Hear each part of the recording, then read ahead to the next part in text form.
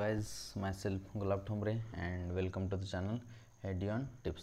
बघा पाठीमागच्या लेक्चरमध्ये आपण फर्मेंटेशन बघितलं होतं. म्हणजे जो पायरुविक ॲसिड होता, पायरुविक ॲसिडचे 3 वेन आपण यूज करू शकतो. ते एक तर लॅक्टिक ॲसिड फर्मेंटेशन, दुसरं म्हणजे अल्कोहोल फर्मेंटेशन आणि third one is the aerobic respiration. Okay, त्यातला आपण पाठीमागच्या लेक्चरमध्ये दोन्ही फर्मेंटेशन बघितले होते, लॅक्टिक ॲसिड फर्मेंटेशन आणि अल्कोहोल फर्मेंटेशन. आजच्या लेक्चरमध्ये that is the aerobic respiration बघणार आहोत. Okay, let's start. Aerobic respiration, just 1 minute. Aerobic respiration. For aerobic respiration to take place, yes, he could do in mitochondria. In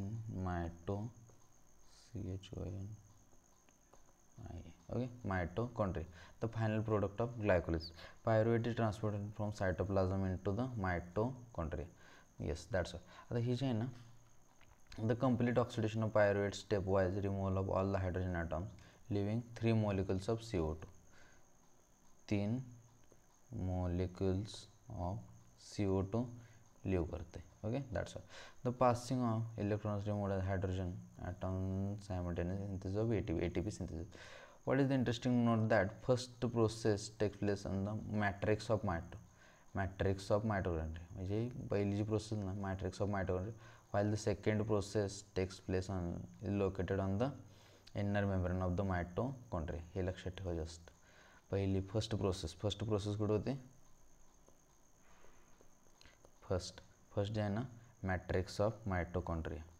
okay, matrix of mitochondria. Second one जे आहे ना, second one takes on inner membrane of the mitochondria. Inner membrane of the mitochondria. Okay, then pyruvate, which is formed by glycolate catabolism, means systole, after it enters the mitochondrial membrane, undergoes oxidative decarbonylation by a complex set of reactions catalyze the pyruvic dehydrogenase. तर reactions हे यातलं ह्या टॉपिकमधलं जो आहे ना, aerobic रेस्पायरेशनचं आहे ना, एवढंच लक्षात ठेवायचं. NAD+ ही reaction, just remember this much reaction, nothing. ह्याच्यापेक्षा या टॉपिकमधलं लक्षात ठेवायचं एकच, म्हणजे aerobic respiration takes place in mitochondria आणि second one is this reaction. बस. पायरुविक ॲसिड तिकडून काढलेलं असतं, पायरुविक ॲसिड प्लस कोएन्झाइम आणि NAD+. ओके, त्यानंतर इथं कोणता एन्झाइम असतो? That is the pyruvate dehydrogenase. Just remember this much, just remember. Okay, तर आपण क्रॉसमध्ये लिहा, pyruvic acid plus coenzyme A plus that is the NAD+. Okay, आणि ह्याचं कशा, आता पायरुविक ॲसिड प्लस कोएन्झाइम याचं कन्वर्जन कशामध्ये झालं? That is the acetyl coenzyme, acetyl COA. Okay, acetyl coenzyme आहे आणि pyruvic acid that is the CO2 आणि NAD+ कन्वर्जन NADH मध्ये. बस, just remember this much. CO2 molecules are removed, acetic pyruvic ॲसिडचं हे कन्वर्जन, आणि Mg2+ pyruvate dehydrogenase. Just nothing more than this.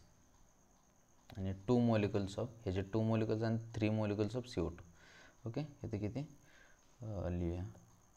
2 NADH and 3 CO2.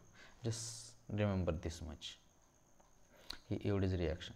Okay, that is this CO2 plus NADH plus H plus, that's all. ह्याच्यापेक्षा जास्त या aerobic रेस्पिरेशनमध्ये काहीच लक्षात ठेवायचं नाही. लक्षात ठेवायसारखं फक्त दॅट इज इन मायटोकॉन्ड्रियामध्ये हे होतं आहे, आणि 2 मॉलिक्युल्स NADH आणि 3 मॉलिक्युल्स ऑफ CO2 आणि हे pyruvic acid plus coenzyme acetyl coenzyme आणि NADH and H+. That's all, pyruvate डिहायड्रोजिनेस.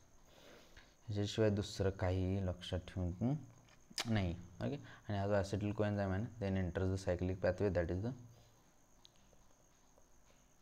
TCA cycle. Right, just remember this much. Okay, hope you got today's point. Thank you so much. Bye bye.